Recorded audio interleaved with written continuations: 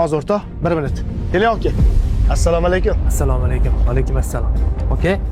Arendani olib keldim. Gap yo'q. Zo'r-ku. Faqat bu oy ham ozgina kam bo'lib qoldi. 3-4 oydan beri arendani pulini kam olib kelasiz. Buni to'liq qilib olib kelsangiz bo'lmaydi. Siz bilan lekin bunaqa kelishmaganmiz. To'g'ri. Har safar arendani pulini to'liq olib kela olmayman. Ertalabdan kechgacha ko'chada kiradasiz. Shuncha topotgan pulingizni. Nima qilyapsiz? Oke. Ko'chadan tirikchilik qilib uyimga kirsam, uyimda 7 ta joy. Yemay ichaman, ko'zimga termilib turadi. Endi ishlab arendamga orttiraman desam, ko'chada bilib-bilmay 2-3 ta shtrapga tushib qo'yapman. Undan keyin 3 ta bolam bor. Bittasini endi tuzatsam, ikkinchisi kasal bo'lib turadi. Dorixonaga kirsangiz, dorilar ham palam. Shulardan orttirib, arendani pulini kamroq bo'lsa ham olib kelyapman. Mana aka. Tushundimmi aka sizni? Lekin meni gap tirikchilik. Hisob-kitobim bor.